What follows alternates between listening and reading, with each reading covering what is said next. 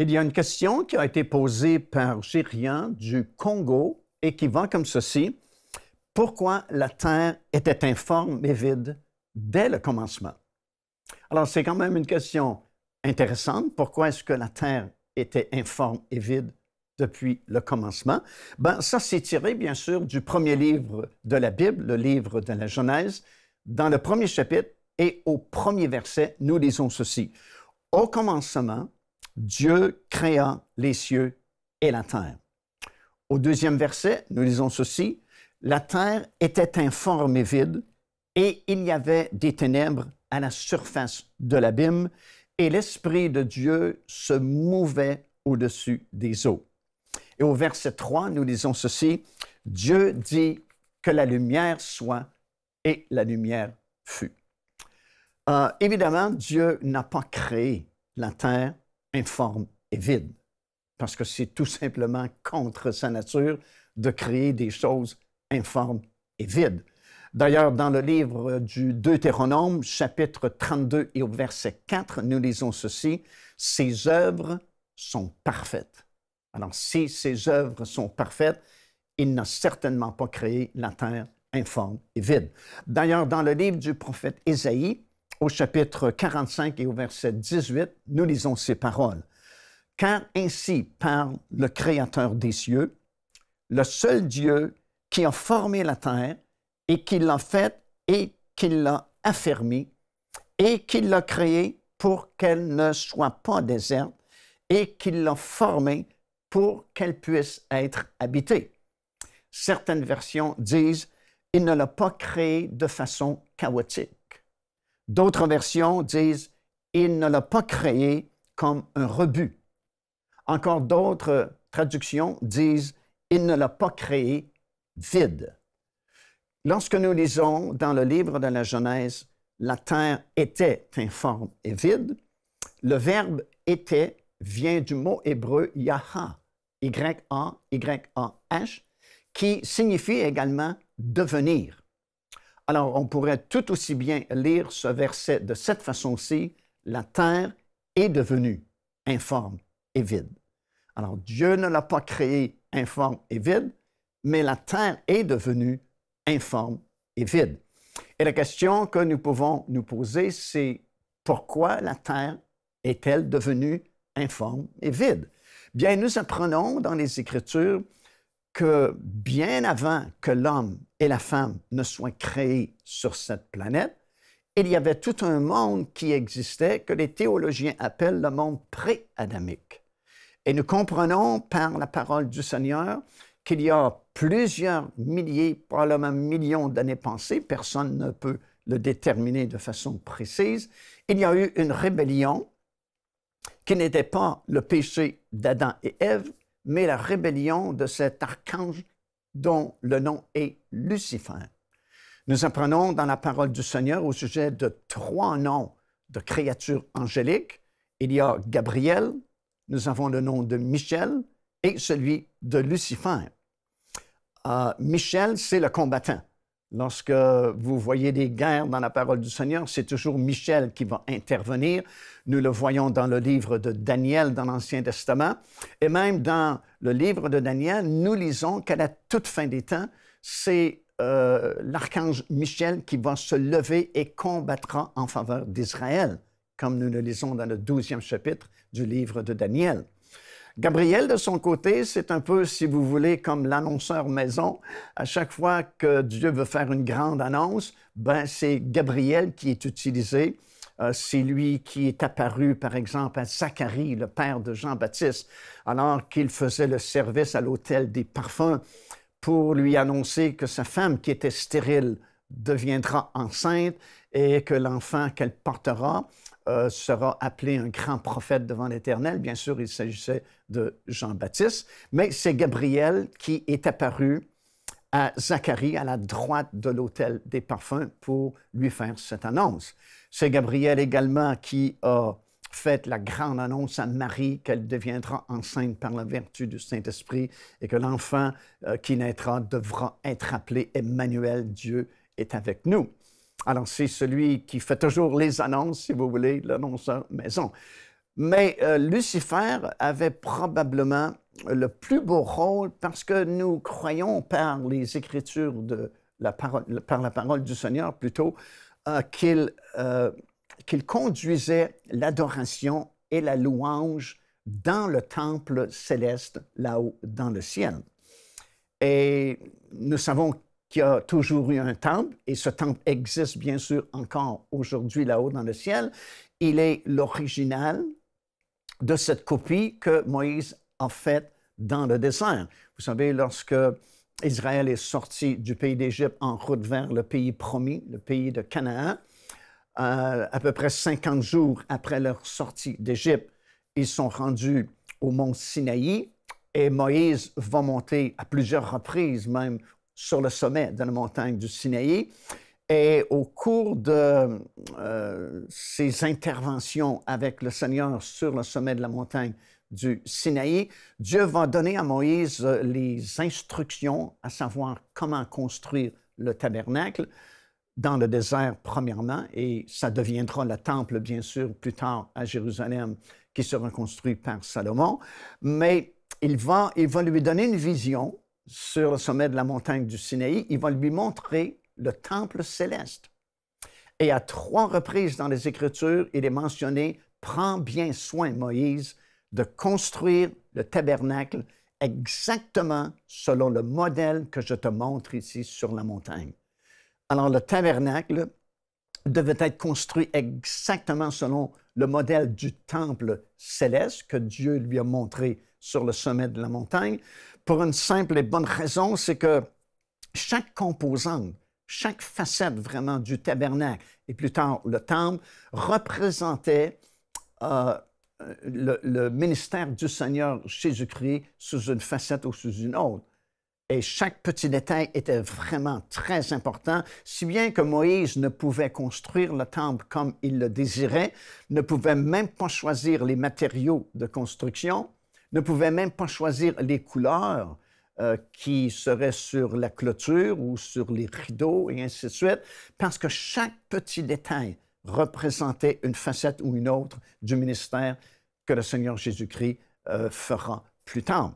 Alors, nous comprenons par plusieurs passages, notamment Ésaïe, chapitre 14, et Ézéchiel, le chapitre 28, qu'il y avait tout un monde qui existait vraiment avant la parution du premier homme et de la première femme sur la planète, et que ce monde était plus ou moins dirigé par cet archange-là qui s'appelait Lucifer, et qui était vraiment parfait en beauté, comme il nous est décrit dans la parole du Seigneur. Dans ces passages-là, nous lisons qu'il était un chérubin protecteur aux ailes déployées et qu'il était parfait en beauté.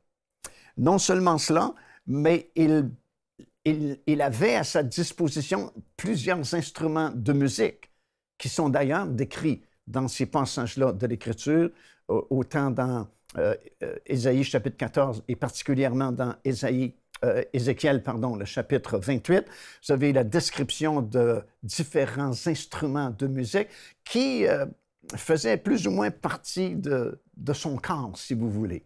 Alors, à cause de cela, nous comprenons qu'il avait ce grand privilège de diriger l'adoration, la louange dans le temple céleste, là-haut dans le ciel. Et même, nous lisons dans ces passages-là qu'il avait 9 pierres précieuses sur lui. Il portait sur lui 9 pierres précieuses, tout comme le souverain sacrificateur plus tard porterait sur son pectoral, sauf que lui, Lucifer, n'en avait que 9, tandis que le souverain sacrificateur avait 12 pierres. Et la raison pour laquelle il lui manquait 3 pierres, c'est que les 3 pierres qui lui manquaient, il était incapable d'accomplir la signification de ces pierres-là. Alors, il y a toute une autre étude que vous pouvez faire sur les 12 pierres sur le pectoral du souverain sacrificateur, qui est une étude très, très intéressante. Mais le fait que Lucifer avait ces 9 pierres sur lui, nous indique son rang supérieur, si vous voulez, parmi la hiérarchie angélique, puisqu'il avait ce privilège-là de pouvoir diriger la louange et l'adoration vers Dieu dans le temple céleste. Et ce que nous lisons dans la parole du Seigneur, c'est qu'un jour, le péché a été trouvé chez lui. Péché d'orgueil, si vous voulez. Et il a déclaré ceci, plusieurs choses qu'il a dites. Par exemple, il a dit, « Je monterai aux cieux ». Alors, nous lisons dans Isaïe qu'il était en Éden, et voilà qu'il déclare, « Je vais monter au ciel, j'élèverai mon trône au-dessus des étoiles du ciel, je vais m'asseoir sur la montagne de l'assemblée à l'extrémité du septentrion, je vais monter sur des nuées et je serai semblable au Très-Haut. » Alors voilà la rébellion de Lucifer, l'orgueil est venu dans son cœur et il a fait ses nombreuses déclarations.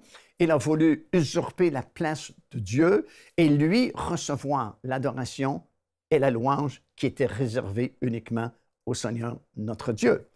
Et Dieu l'a précipité en bas des cieux et il y a eu ce chaos entre le premier verset et le deuxième verset du livre de la Genèse, et de parfaite qu'elle était, la terre est devenue informe et vide à cause de la chute, la première chute de Lucifer et le premier jugement que Dieu a prononcé sur lui à ce moment-là.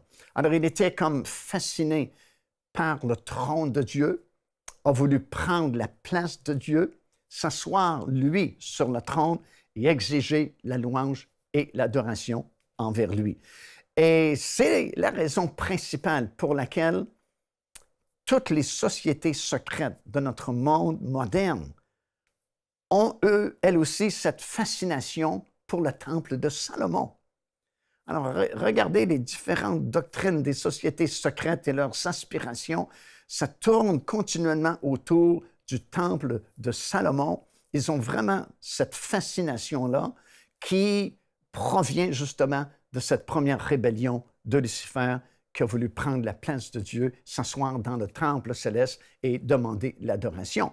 D'ailleurs, à la fin des temps, durant justement la période des tribulations mondiales, nous apprenons au sujet de l'émergence de cet homme que la Bible va appeler l'Antéchrist, et nous apprenons dans le 13e chapitre du livre de l'Apocalypse, là on est au milieu des 7 années de tribulation, que finalement il devient le gouvernement mondial, quelqu'un va l'assassiner, il sera tué, va descendre dans l'abîme, mais va remonter de l'abîme, tel que nous lisons dans le 17e chapitre du dernier livre de la Bible. Et à ce moment-là, il va profaner le temple qui a été construit à nouveau au début de cette période de tribulation de la fin, va s'asseoir, selon la Bible, dans le lieu très saint et va se proclamer lui-même Dieu et va demander l'adoration et la louange envers lui. Et nous lisons également dans ce 13e chapitre qu'un deuxième triste personnage fait son apparition à ce moment-là. La Bible l'appelle le faux prophète et son plus grand travail, c'est de diriger les gens vers l'Antéchrist et de demander et même d'exiger que les gens puissent adorer cet homme qui a reçu la blessure mortelle et qui pourtant vit quand même. Alors, vous voyez, il y a toujours cette fascination-là au sujet du temple, au sujet de la louange et de l'adoration. Et cette fascination tire son origine de la rébellion de Lucifer il y a de nombreuses années passées, alors qu'il a voulu usurper la place de Dieu. Et finalement, pour une très courte période de temps, en fait pour 3 ans et demi seulement, qui sont les dernières 3 années et demie des 7 années de tribulation, ben, il recevra l'adoration et la louange par l'Antéchrist, qui est comme son représentant sur la planète. Alors, il réussira dans ses projets pour une très courte période de temps, et c'est alors que le Seigneur Jésus-Christ reviendra et mettra un terme justement à cette trinité satanique, Satan lui-même, l'Antéchrist et le faux prophète. Alors, nous comprenons par la parole du Seigneur qu'il y avait une création pré-adamique. Ça peut expliquer plusieurs choses qui sont peut-être difficiles à comprendre pour certaines personnes. Alors qu'on parle de dinosaures et de créatures géantes qui existait un jour sur la planète, ben, avec les passages d'Ésaïe et d'Ézéchiel, il est mention de villes, il est mention de royaumes, il est mention de nations qui existaient autrefois et qui étaient plus ou moins dirigées par Lucifer jusqu'au moment où il s'est rebellé contre le Seigneur et qu'il a été précipité en dehors du ciel et a été exterminé également de son pied à terre ici qui était en Éden. Parce que dans le livre du prophète Ésaïe, nous lisons bien « Tu étais en Éden ». Et après, vous avez la description de cette créature angélique. Alors, lorsque cette rébellion s'est produite, non seulement la terre est devenue chaotique, mais le ciel même a été souillé. Et c'est là que nous comprenons pourquoi cet épître aux Hébreux qui nous donne tellement d'informations, tellement de renseignements concernant la purification des cieux. Et on pouvait se demander pourquoi est-ce que les cieux avaient besoin d'être purifiés? Parce qu'on a toujours pensé que le ciel, c'est parfait. Le ciel n'a aucune souillure, aucun mal au ciel. Ben, nous apprenons par la parole du Seigneur que lors de cette rébellion de Lucifer, les cieux ont été souillés, le tabernacle céleste a été souillé, et c'est une des raisons principales pour laquelle le Seigneur Jésus-Christ est venu dans ce monde et qu'il a donné sa vie sur la croix de Golgotha et que son sang a été répandu. Et lorsqu'il est ressuscité d'entre les morts, il est entré dans son ministère de souverain sacrificateur. Et vous savez, le souverain sacrificateur devait, une seule fois par année, entrer au-delà du voile, dans le lieu très saint, avec le sang des animaux, et il devait faire l'aspersion de ce sang-là sur le propitiatoire au-dessus de l'Arche de l'Alliance. Alors, dans le lieu très saint, c'était un endroit fermé, aucune fenêtre, aucune lumière, aucun chandelier. C'était absolument l'obscurité. Tout ce qu'il y avait comme ameublement, c'était l'Arche de l'Alliance. Et le couvercle de l'Arche de l'Alliance s'appelait le propitiatoire.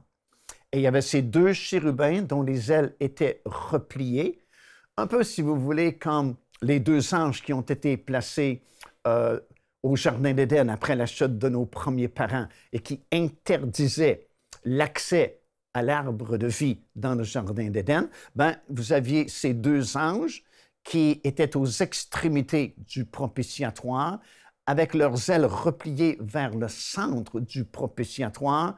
Et Dieu avait dit à Moïse, c'est ici, entre les deux chérubins, sur le propitiatoire, que je me rencontrerai une seule fois par année avec le souverain sacrificateur. Alors, une fois par année, le souverain sacrificateur, après mille et une précautions, bien sûr, entrait au-delà du voile dans le lieu très saint, avec le sang des animaux qui avaient été offerts en sacrifice. Il devait se tenir debout parce qu'il n'y avait aucune chaise où il pouvait s'asseoir et il attendait tout simplement la manifestation de la gloire, on appelle la gloire Shekinah en hébreu, la gloire de Dieu qui serait manifestée dans le lieu très saint. Et à ce moment-là, le lieu était illuminé de cette gloire-là qui venait d'être manifestée et le sacrificateur savait que Dieu avait accepté ces sacrifices-là et que les péchés du peuple étaient du moins temporairement couverts par le sang de ces animaux-là. Et lorsque ce souverain sacrificateur pénétrait au-delà du voile une seule fois par année, il devait se départir de ses deux premiers vêtements qui étaient magnifiques, remplis de couleurs, et ne garder qu'une simple robe blanche en signe d'humilité et de pureté parce qu'il entrait dans la présence de Dieu.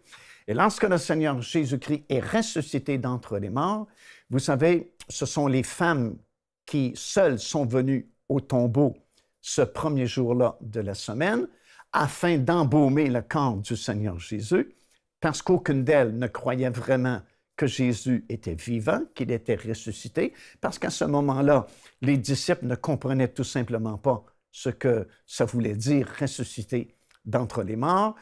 Elles sont donc venues avec des aromates afin d'embaumer le corps de Jésus. Mais la pierre était déjà roulée et le tombeau était vide. Mais qu'est-ce qu'elles ont vu à l'intérieur? 2 anges. Et vous avez une magnifique image ici, parce que la Bible dit qu'il y avait 2 anges, un assis là où était la tête de Jésus et l'autre assis là où étaient les pieds de Jésus. Alors, vous avez une magnifique image ici du propitiatoire, justement, avec ces 2 anges qui étaient là aux 2 extrémités du propitiatoire. Et vous avez dans le tombeau le corps de Jésus qui n'est plus là, mais les 2 anges qui sont aux 2 extrémités d'où était le corps de Jésus. C'est comme l'accomplissement du propitiatoire. Le mot propitiatoire, de toute façon, veut tout simplement dire rendre propice. C'est là où Dieu pardonne les péchés. C'est là où nous avons et nous obtenons la grâce, le secours dans nos besoins. J'aime bien le terme anglais qui dit « the mercy seat », le siège de la miséricorde. Et peut-être, je ne sais pas si les femmes ont bien compris ou réalisé ce que ça signifiait, ces 2 anges, un assis à la tête où était Jésus et l'autre assis où ses pieds se trouvaient. Mais c'était l'accomplissement du propitiatoire. Maintenant, nous n'avions plus besoin d'une pièce d'ameublement, nous n'avions plus besoin d'un propitiatoire fait de la main d'homme, parce que Jésus-Christ est devenu notre propitiatoire. C'est au travers lui que nous avons la rémission de nos péchés et que nous obtenons la grâce de Dieu. Alors, les femmes étaient un peu confuses parce que le corps de Jésus n'était plus là. Et un des anges a dit, « Pourquoi cherchez-vous parmi les morts celui qui est vivant? » Et toutes les femmes ont été satisfaites de la réponse des anges, sauf une, comme nous savons, Marie. Marie, elle s'est dit en elle-même, « D'accord, il n'est pas là, c'est évident, mais où est-il? Je veux le voir. » Et elle cherche à côté du tombeau, et selon la Bible, il y avait un jardin adjacent au tombeau, et elle regarde dans le jardin et elle voit cet homme vêtu d'une longue robe, probablement blanche, parce que les jardiniers à l'époque étaient ainsi vêtus de longues robes et souvent des robes blanches dans le pays d'Israël. Et elle pense tout naturellement que c'est un jardinier et va lui demander s'il sait où on a mis le corps de Jésus. Mais comme nous le savons, ce n'est pas un jardinier, c'est Jésus lui-même qui se retourne et lui dit « Marie », et elle reconnaît que c'est le Seigneur Jésus et elle veut le toucher. Mais Jésus dit « Ne me touche pas ». Pourquoi est-ce que Jésus dit à Marie de ne pas le toucher et 8 jours plus tard, il va dire à Thomas « Touche-moi ». Ben, c'est qu'à ce moment-là, on ne peut pas toucher au souverain sacrificateur. Et à ce moment-là, Jésus entre dans son ministère de souverain sacrificateur et il doit pénétrer dans le lieu très saint, non pas à Jérusalem, mais le véritable lieu très saint, là-haut, dans le ciel, avec son propre sang, afin justement de faire la purification des cieux et du temple céleste qui ont été souillés par le péché de Lucifer lorsqu'il s'est rebellé contre Dieu il y a de nombreuses années passées. Alors Jésus est monté au ciel. De façon miraculeuse, il a récupéré son propre sang. Et nous lisons dans la parole du Seigneur, dans le livre d'Hébreux, le chapitre 9, par exemple, et nous le lisons également dans l'épître de Pierre dans le Nouveau Testament, il a fait l'aspersion sur le propitiatoire céleste par son propre sang.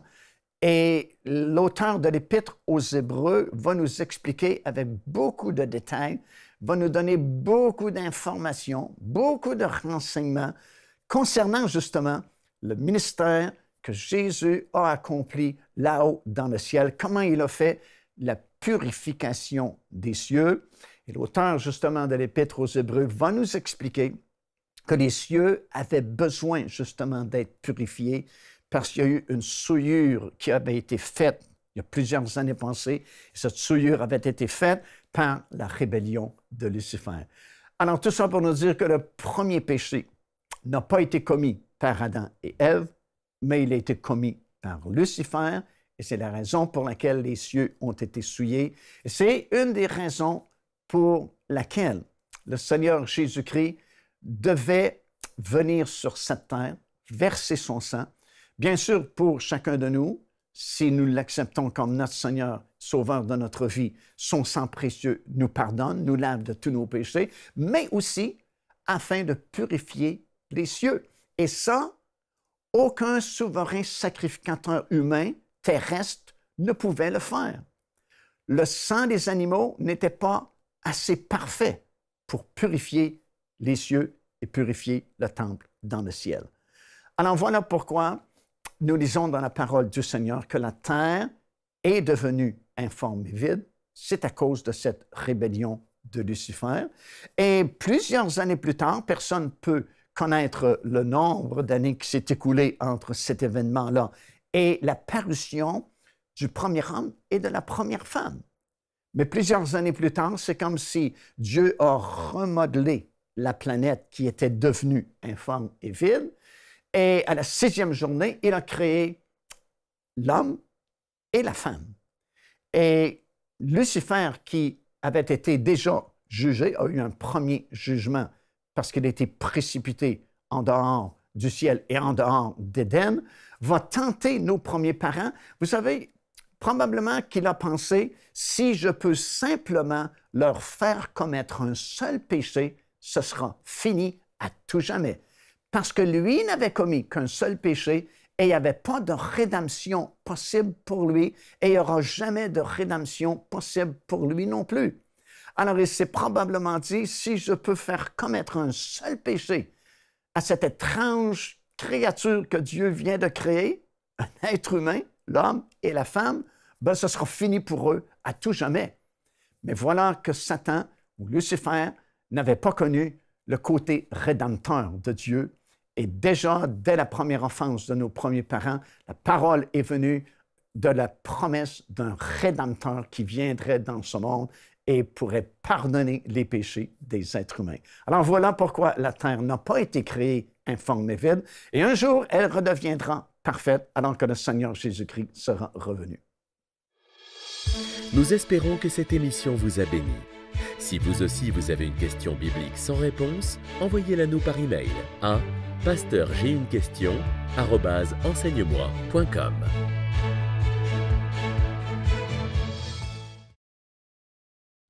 Cette émission est rendue possible grâce au précieux soutien des partenaires d'Enseigne-moi Canal International. Retrouvez tous nos programmes sur enseigne-moi.com.